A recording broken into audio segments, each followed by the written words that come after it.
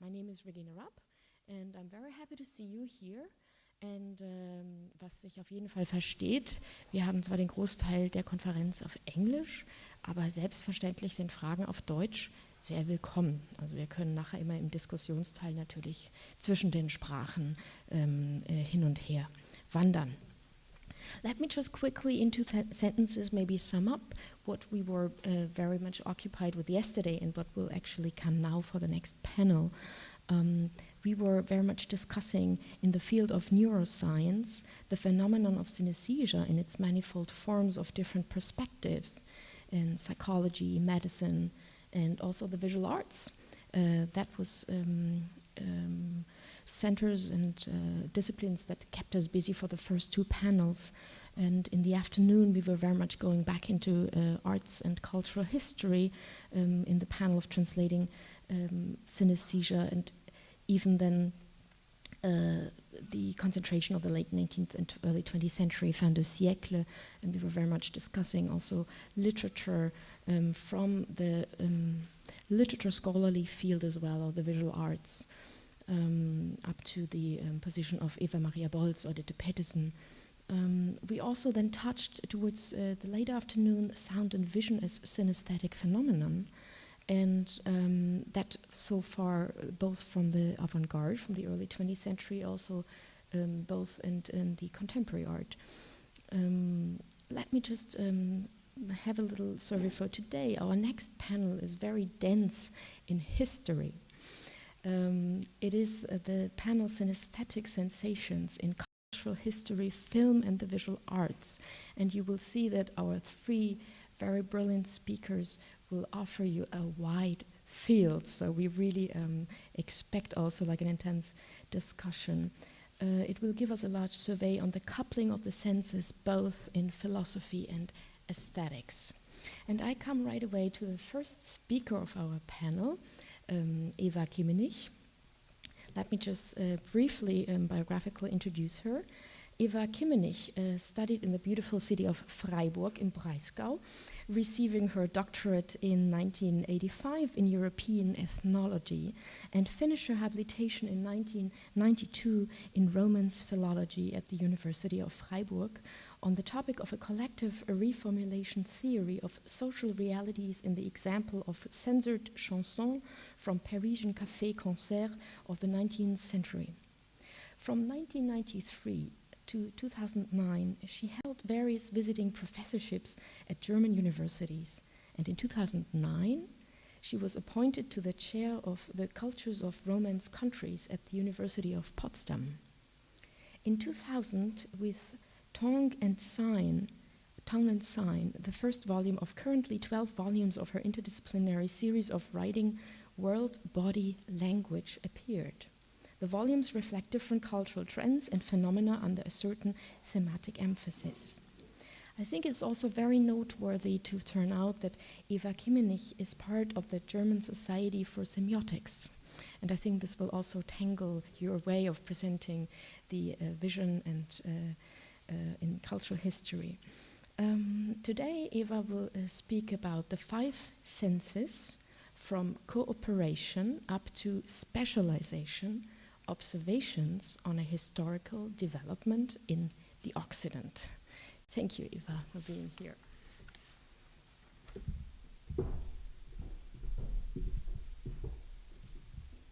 So, good morning, everybody. Thanks very much, Regine, for your introduction and for inviting me to this very interesting conference. I had the chance to learn a lot of things already, also from all other panelists, so thanks to everybody. I will now try to sum up some aspects of this very wide history of conceptual antiquity to 18th century, and I will stop, as Regine asked me, with literary avant-garde of 19th century, and thanks to Pauline, yesterday we got already detailed information about how literary synesthesia was lived, and of course also how the judgment of critics was, like for example Max Nordau, who banished it in the dimension of pathologic or metaphoric imagination. As I will show, this so-called literary decadence can be seen also in another way, namely as a reaction to the ongoing disciplining and substitution of senses since Enlightenment. The sensory organs of human being are an important instrument because people acquire their bodies and environment through its perceptions. With their help, our body creates ideas of its reality, how it utilizes its senses and how it has to arrange and evaluate its perceptions, complies with culture and epoch-specific conventions of perception. In the course of their evolution, they developed different specializations, which also play a very important role for the modes of communication. Thus, sensory perception is linked to two ways of perceiving, respectively two forms of knowledge acquisition. A bodily sensory one, which opens direct access to the objective world, and an abstract intellect one, whose access takes place via symbols and cognitive concepts. With the arising of media, such as writing, this way of perception and knowledge acquisition is given preference to. In contrast, sensory-bound perception fades into the background and is dissociated from immediate access through technical armament. For example, vision becomes television. This armament takes place in the 20th century and would be very interesting to speak about also, but not today. Synaesthesia is an exception among the phenomena of human perception. The term derives from Greek synaesthesis, compassion, simultaneous perception, and it denotes an impression that goes back to the simultaneous employment of different organs, respectively one that swaps their sensations or that evaluates them different from usual. We will approach this special form of sensory perception via reconstructing observations on the change of Occidental models of perception. It is in them that synaesthesia appears as a physiological sensation, as a mental, spiritual idea, and as a linguistic or metaphoric form of expression. The history of word shows how differently synaesthesia was evaluated within those models. The term is unknown to the dictionaries of the 18th century. However, there is further information with regard to the simultaneity of different sensory perceptions under the keyword sensis and tactus. For example, in Zedler's Universallexikon of 1753, who defines senses as a capability of the soul to be affected by objects and thus to feel through them. If we want to consider their nature, we must regard three things carefully: the senses, the perceptions, and the limbs or instruments. The senses are part of the soul. While soul acts with such a power, the powers are called sensations.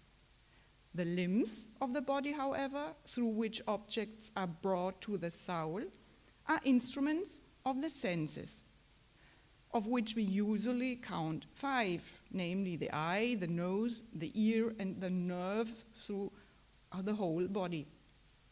But we classify the senses in external ones, sensus externus, and internal ones, sensus internus, according to the difference of the objects which they sense.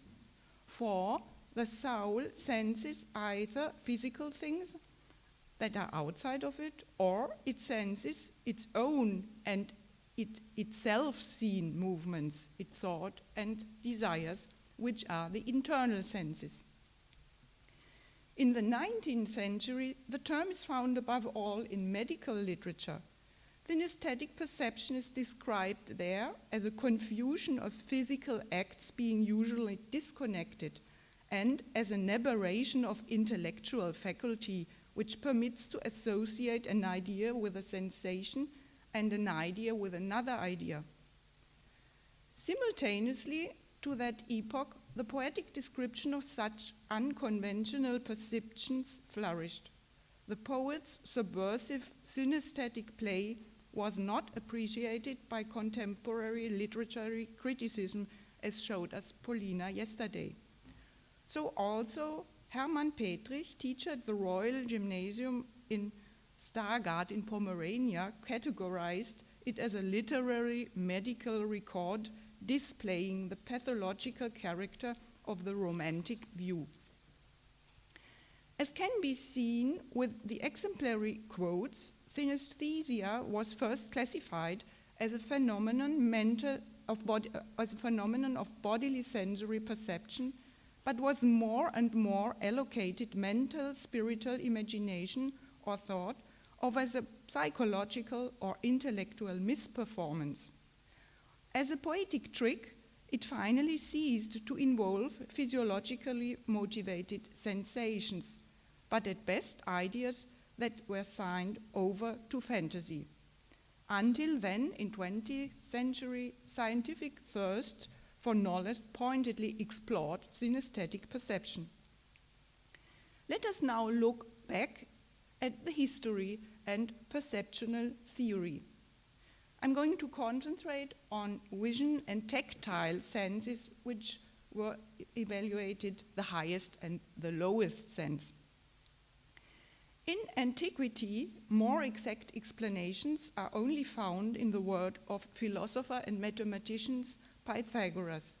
He developed the first basics for a sensual physiology by establishing a connection between the elements and the sensory organs, respectively the specific processes of perception. Thus, he described seeing as a process in which an invisible fire would escape from the eyes. This fire was said to touch the objects to be perceived, capturing their shapes and colors. For the general denomination of the senses, Sicilian doctor, philosopher, and poet Empedocles uses the Greek word pagamai, what means palm or gripper. This emphasizes his assumption that the senses grasp their object like hands. So sensing and thinking are therefore still synonymous in Empedocles' theorem. So we have no division of bottom-up and top-down, as we learned from Hindert Emmerich yesterday. But not with Plato, who distinctly separated now perceiving and seeing. He not only assigned to soul the capability of synesthetising the various sensual impressions, but also the capability of exploring things without relying on the sensory organs. So here we have a form of top-down. There is a new imaginative dimension with Aristotle, the one of the medium. For aesthesis performs without direct material contact based on an optic ray. He rather explains the process of seeing through an effect that emanates from object to the perceiving subject. So we have the idea of bottom-up.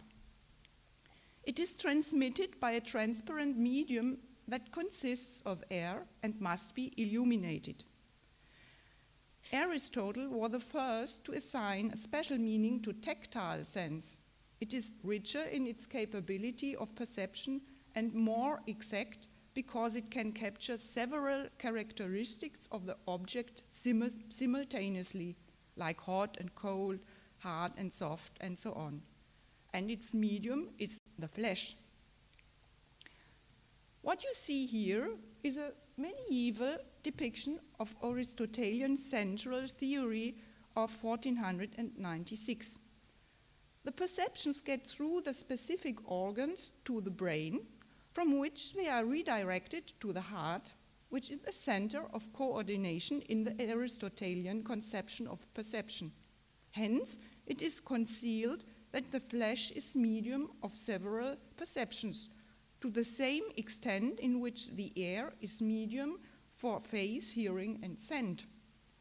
This is symbolized through a line between stimulus and sensory organ. That line is missing for the tactile senses. Neither it is localized on the skin, which we would expect, but instead in the heart, where all the other senses are coordinated, as we can see in the drawing. A negative evaluation of the senses only takes place within the theological discussions. Two categories of perception evolved from the dual thought pattern of moral theological reflections: the opposition of carnal, sinful pleasure by simultaneously activating different senses versus spiritual embodied sensation as experiencing the divine. Although carnal and spiritual experience were related, the focus was put on spiritual mental sensing at the expense of external sensual experiencing, especially because the 5 external sensory organs were considered on the one hand as portals of the sins, on the other hand, gateway of sin. Hence, there already are various references between organic sensation and sin in early moral didactic literature and its later depictions. For example, in this personified depiction of the 5 senses in Sebastian Brant's Foolship, where visual sense is equipped with the attributes of pride. You can see the mirror and the comb. And the tactile sense as an embodiment of lust. This relation between body, mind, or soul and world began to dissolve with several technological achievements since the 15th century. Within the invention of printing, language was no longer bound to the presence of the body. The communicating body was increasingly disciplined and substituted.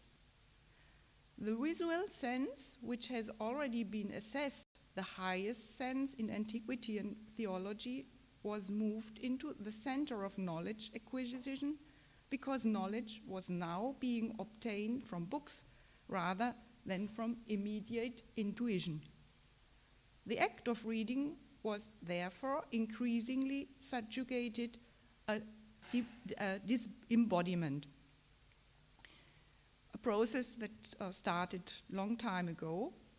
In the 12th century, Hugo of St. Victor still described the sensuality of the act of reading as a physical labor.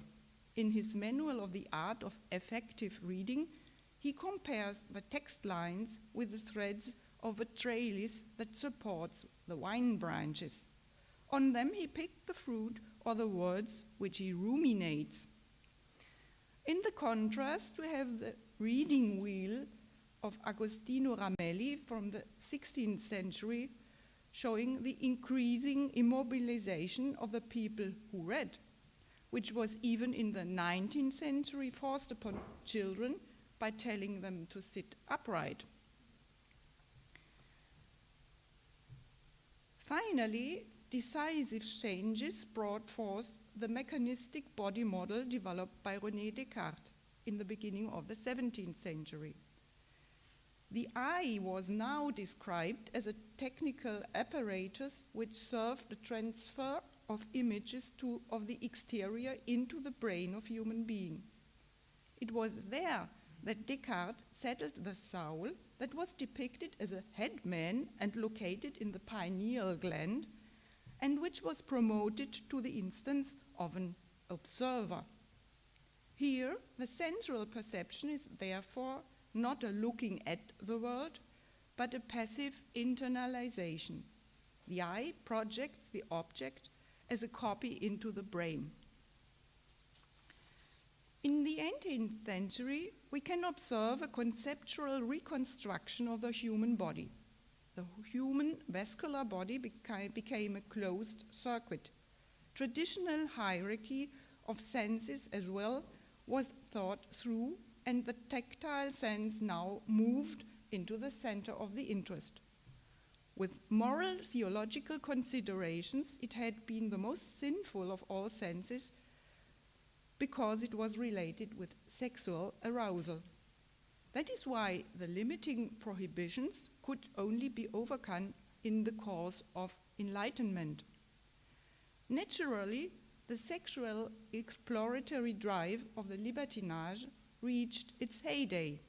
It was celebrated as the mental liberation of an independent-minded individual.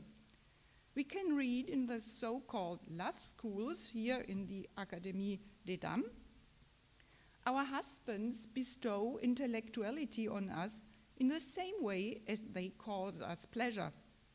I have seen very stupid girls who became spiritual and illuminated as soon as they have discovered the pleasures of married life. With a different accentuation, thinkers like Comte de Buffon or Condillac linked tactile sense with understanding. It would not only let people discover their corporeality, their speciality, and their identity, but also enable them to reflect.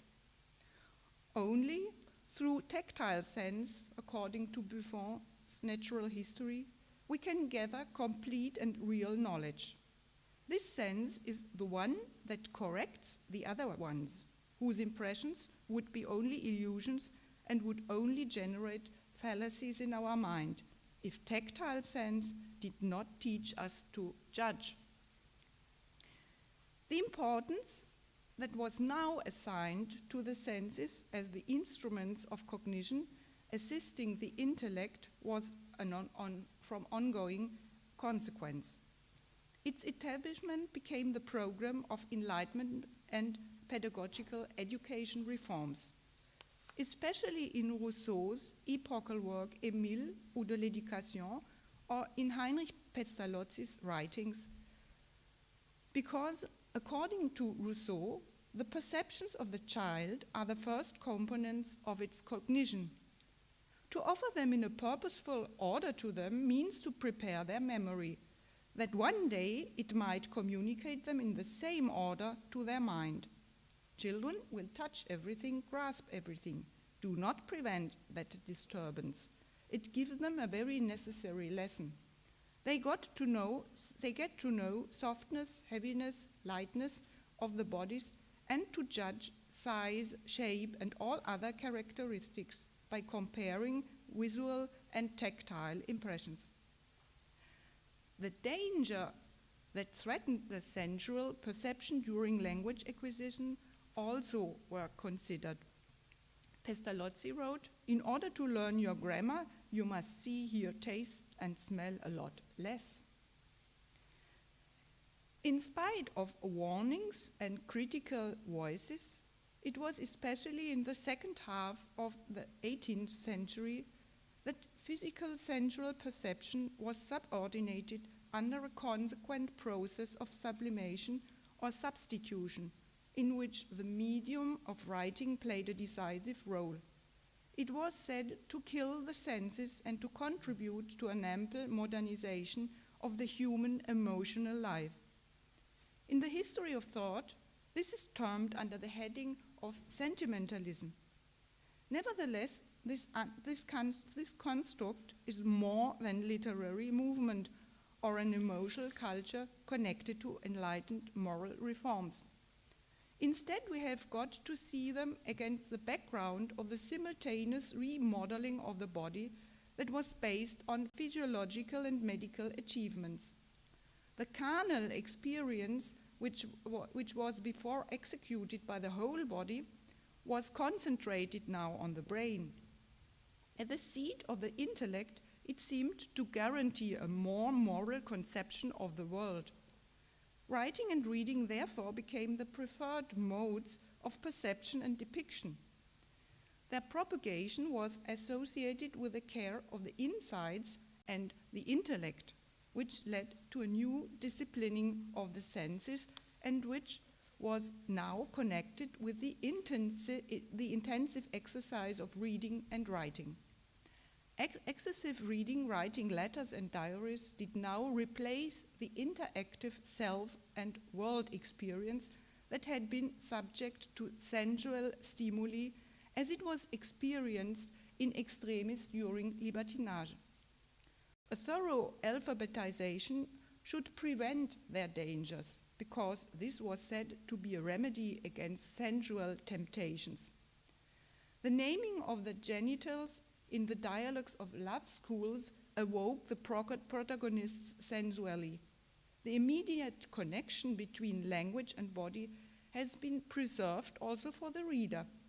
Thus, as a consequence, descriptions of sexual excesses are always linked to voyeurism that is set up in the text itself. This kappa from engraving from Thérèse Philosophe illustrates intention and effect of those works.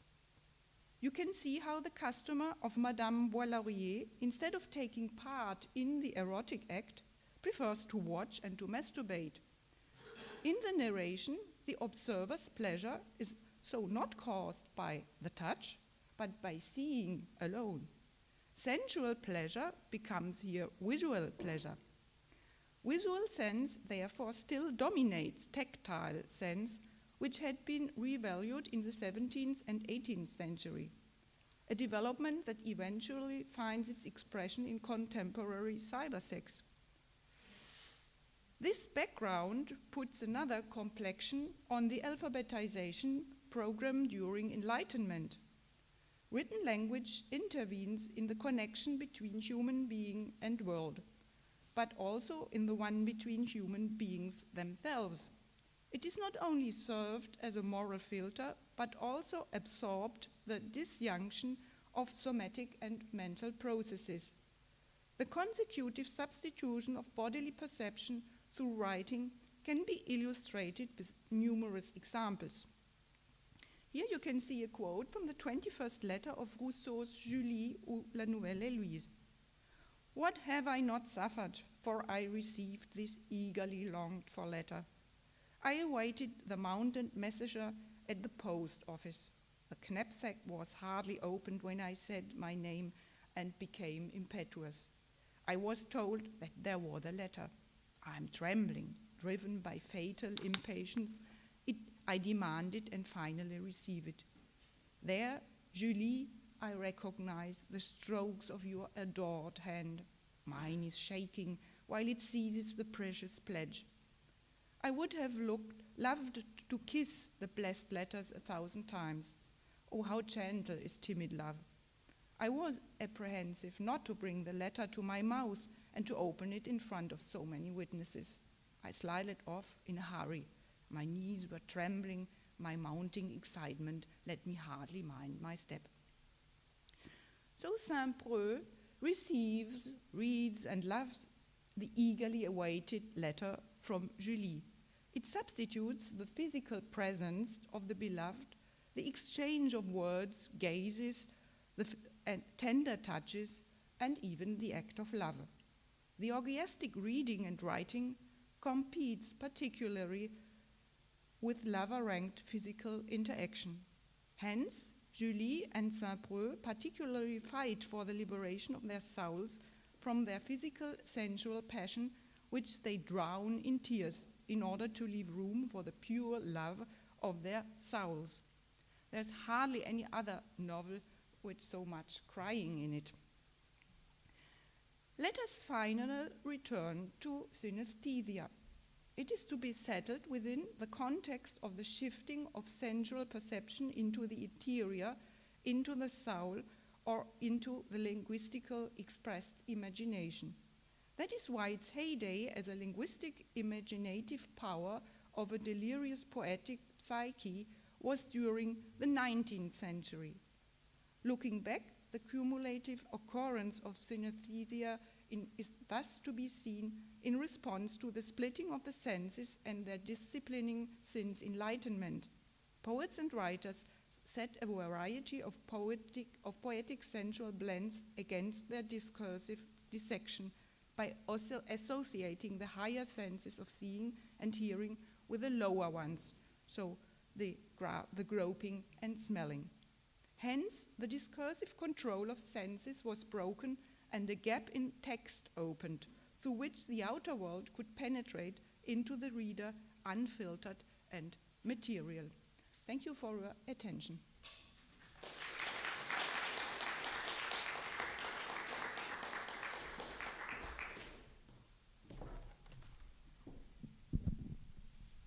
Thank you so much, Eva, for your interesting insight.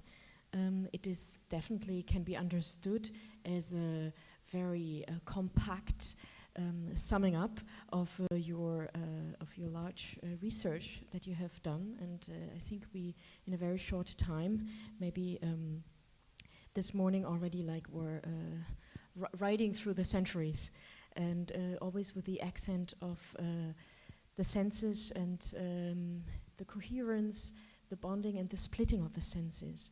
I have several questions before maybe I open up the discussion to the public, with everyone. Can you maybe go a little bit more into the Aristotelian system, which I found very interesting? Can you tell us a little bit more when you said Aristotelian context in the Middle Age, and what about the hierarchy of the senses?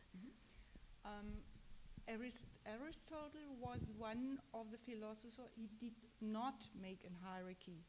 For him, senses, as he was the first also to accept tactile sense as a sense which has a lot of more possibilities than the other senses, he did not put them into a hierarchy. They were equal in their modes of perceiving. The hierarchy came with the theological debate, so they started to make to rank sins, and for also in theology, the vision was the best and highest sense, and touch, of course, tactile sense, was the worst because it was connotated with sexuality. Yeah, I think maybe we already integrate thoughts and questions from the audience. What are your thoughts or comments and questions? Here, Caro, please.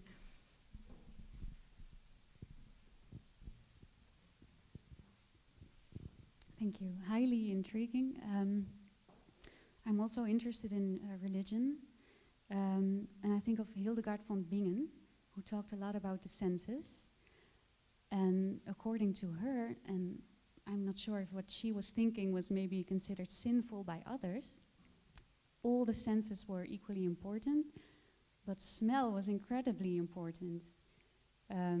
She said that God could manifest itself through his wisdom, through smell especially, and also the odor of sanctity was considered the highest form of manifestation of sanctity.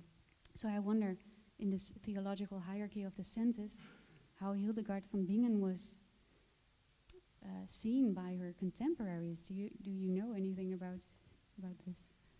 You will indeed find different hierarchies, but Hildegard von Bingen was a visionary, and I think she was much more open to this mode of feeling God by the proper senses.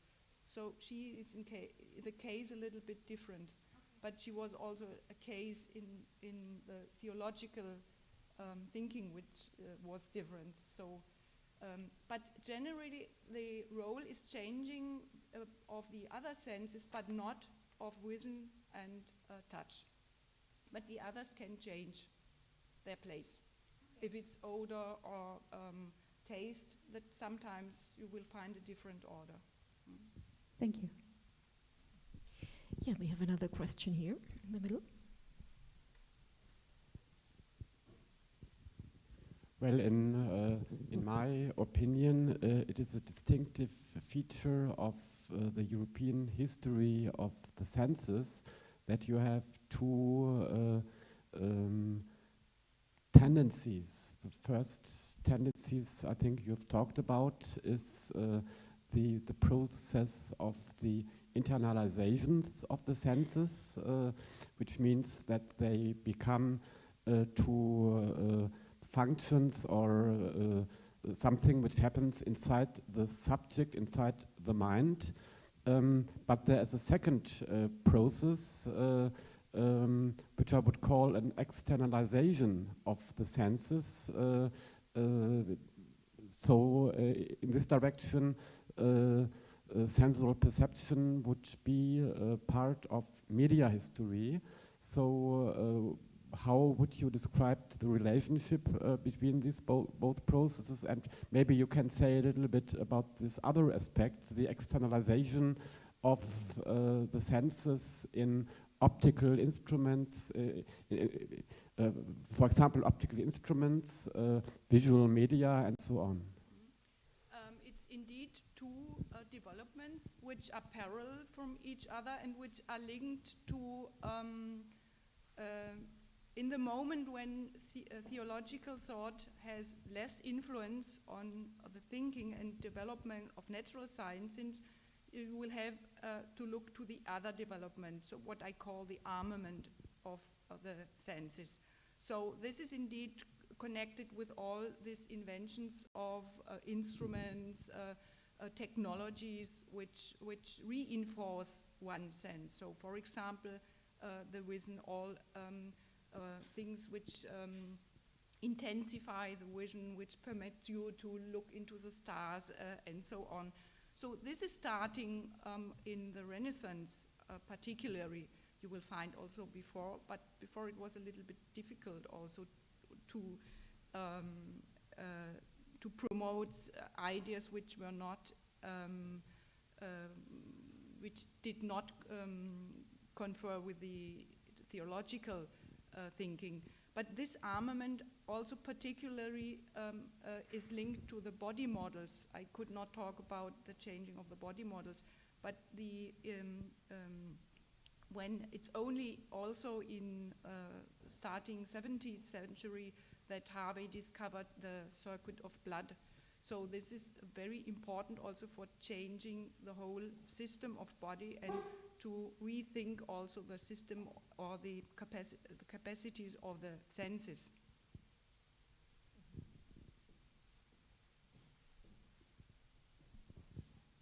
Well, maybe I give another comment. For me, it was very interesting when I read more, but I did a little bit with, especially with the history of the senses and with media history at the beginning of the new age or the modern age, the time of Descartes and so on, when the optics has been the how do you say, Königswissenschaft, the main science of here in Europe. And it was interesting to read that at this time you had something, well, an initial point of modern age has been a crisis of perception, which means that on the one hand, new means of perception like telescopes and microscopes have been developed so that suddenly the people of that time made the experience that what they believed might be the truth is not the truth because by these new instruments suddenly truth appeared as something completely different, and this caused a crisis of perception. So the people adapted, or scientists adapted in the senses of everyday life. And I think that's maybe you can say a little bit about this initial point as well. I think that there are a lot of texts which are reflecting on this. For example, Condillac, which I quoted only a little bit, he has the idea, he was rethinking, because there was this doubt in senses. The discourse was repeated, and he had the idea he depicted a statue, and then he started to say, first it had vision, then it can hear, and so on. And then he describes what is important and how that also with all the senses, only the statue will be able to have perception. But you will find both sides throughout all history. And I think it's a switching between the both developments, particularly also when new media or new technologies are developed. So it will switch.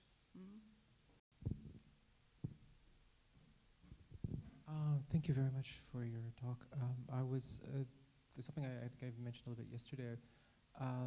Say synesthesia kind of comes into the discussion mostly in the 19th century, and the most common form of synesthesia, by and large, is grapheme synesthesia. I think majority of cases, it's really hard to say, and then we think of already that's 1 in 2,000, or some people say more common, some people say less. In 1700, maybe less than 10% of the population was literate. By 1900, it was a majority of the population. So they saw, I was thinking some of the images you had, especially for teaching, from alphabet books to ideas of teaching children and so forth. In this time period of the 18th, but especially the 19th century, from being really in Europe a few tens of thousands of people who can read to being millions of people who can read, then I think it's an area that would be interesting to study. Certainly, I'm not saying grapheme synesthesia comes from the learning of literacy, but obviously if it's connected with an alphabet, literacy has to play a role in it. And also I'm wondering how much that pedagogical tradition influences or shapes these tendencies that probably actually go much more to, in some case genetic, in some case, some nature, some nurture. I think at the time it influenced a lot the development of perception focused on the vision. About synesthesia, I think in this time you will only find it all medical. We looked in a lot of kind of dictionaries also. You never will find the word. So I think people did not really think about synesthesia. Really seems to be a phenomenon of the 19th century and first in literature. But maybe it's had all the reason that it was developed in literature, because this was it was the letters. It was this kind of medium reduced on the vision, which was kind of blocking all other senses. So when you let come through the text by literally synesthesia, all other senses, that was what I thought is a reaction against this disciplination of senses.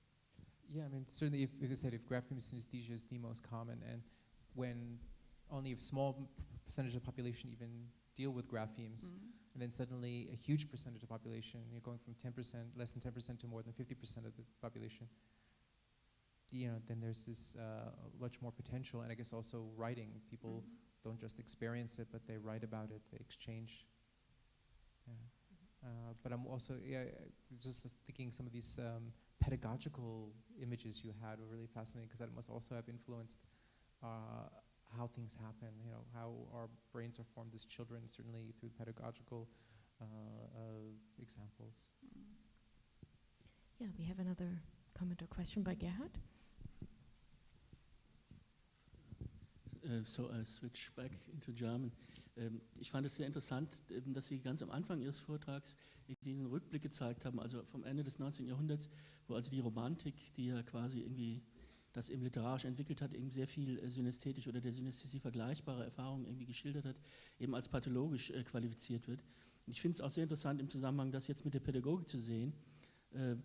Vielleicht eine Anmerkung dazu, also dass ja gerade im 18. Jahrhundert eben sehr stark der Spracherwerb an diese emotionalen Momente gekoppelt wird, also dass es eben dann in den Fibeln steht, man soll den Kindern eben das Lesen und Schreiben nicht so beibringen, dass sie halt unverständliche hebräische Namen aus der Bibel irgendwie reproduzieren müssen, die für sie keinen Wert im Alltag haben, sondern das eben mit emotionalen Erlebnissen, vielleicht mit Genüssen, mit dem Zuckerkringel und so weiter irgendwie koppeln und so die Sache irgendwie sinnlich zu machen. Und Sie kennen ja die These ganz gut, dass das eben auch ein Stück weit eben zur romantischen Literatur geführt hat, in eben also eine Art synästhetischer Erfahrung eben dem Sprechen, dem Spracherwerb und Erlebnis irgendwie einbeschrieben wird. Und dass das in dem Moment natürlich irgendwie auseinanderfällt als eben technische Medien, aus ganz anderen Gründen natürlich irgendwie meiner Ansicht nach die Sinne adressieren, nämlich nicht um die Sinne zu erforschen, sondern um eben den Sinnen nicht auf direktem Wege wahrnehmbare Phänomene und Daten zu erschließen. Und da würde ich eben diesen Unterschied sehen. Und aber dieses enge Koppeln irgendwie von Emotionalität und Spracherwerb irgendwie gerade in der Pädagogik des 18. Jahrhunderts, speziell in Deutschland, das finde ich doch irgendwie ein Punkt, der für uns sehr interessant sein könnte. Mhm. Der geht natürlich auch noch viel weiter zurück. Also Sie finden diese Koppelung von Geschmack und Buchstaben und Lesen schon bei Horaz. Also der hat so Küchlein gebacken, die Kinder dann bekommen haben, wenn sie den Buchstaben richtig erraten haben. Das haben sie heute noch in diesen Russisch-Brot-Dingern, da steckt es noch drin. Und später zwischendrin hat sozusagen auch der Protestantismus da sehr eng zusammengearbeitet. Also diese Süße des Geschmacks, das ist zum Beispiel auch was bei Hugo von St. Victor immer wieder, das ist ein ganz wichtiger Punkt, dass er sagt, die Buchstaben, also sozusagen diese Trauben, die er da von den Reben pflückt und die er wiederkäut, sozusagen, da haben wir diese Sinnlichkeit des Lesens, also die Verknüpfung von Lesen mit Geschmack ist natürlich nochmal für sich ein ganz eigenes Thema. Wenn man das so durchgängig verfolgt, ist es sehr spannend zu sehen, sozusagen, wann das eigentlich verschwindet, beziehungsweise in welcher Form es dann wieder zur Hintertür reinkommt. Aber sozusagen, es war sozusagen, zunächst scheint es eine Verknüpfung verschiedener Sinne untereinander immer wieder gegeben zu haben, die teilweise auch austauschbar war, die bewertet wurden und die eben ab einem gewissen Zeitpunkt dann aufgerüstet wurden. Und mit dieser Aufrüstung, da setzt dann sozusagen auch eine Distanzierung ein. Also da irgendwann mal ist die Technologie weiter vom sinnlichen Erlebnis weg. Es ist eine sogenannte Steigerung der Sinne, die natürlich die Wissenschaften beflügelt hat, die aber sozusagen trotzdem Distanz zwischen dem sinnlich erfahrenden Menschen und der Technologie herstellt. Also da gibt es natürlich auch, Sie kennen ja sicher diese ganze Geschichte, also die natürlich auch an den Körperdiskurs gebunden ist, das Verschwinden des Körpers, das Wiedererdecken des Körpers. Das ist also alles, was praktisch im 20. Jahrhundert dann beobachtet worden ist, als wir diese vielen neuen Medien gehabt haben, die sich ja auch ständig weiterentwickeln. Und wenn man das mal vor dem Hintergrund anschaut, also es ist immer was sozusagen, wo dann wieder der Sinn kommt, das Touchpad, aber jetzt gibt es zum Beispiel wieder so Dinger zu kaufen, so Stifte, mit denen man sozusagen wieder die Distanz zwischen dem Pad und dem Finger herstellt. Also das ist ein ständiges Wechselspiel sozusagen, die Aufrüstung der Sinne, die Distanzierung zwischen Sinn und sinnlicher Erfahrung und dann wieder sozusagen der Versuch, das wieder herzuholen mit Barfußpfaden und Dark Sky Parks, um also wieder die Sterne sehen zu lernen, was natürlich mit einer Raumerfahrung zu tun hat. Also das ist inzwischen sozusagen es ist ziemlich, also wir haben beide Stränge eben nach wie vor, die parallel laufen und die immer wieder aufeinander reagieren. Also weil wir einfach eben jetzt eine Gesellschaft auch sind, die die Beobachtungen der Beobachtungen beobachtet und so weiter und ständig darauf Reaktionen sind. Aber wenn man es genau schaut, findet man wirklich haargenau immer wieder sozusagen die Suche oder der Rückgriff auf die Sinnlichkeit, die direkte, unmittelbare Sinnlichkeit und die technische Aufrüstung, die mit Distanzierung verbunden ist. I would like to actually come to an end for the discussion, that we have enough time for our next two speakers. Thank you so much, Eva.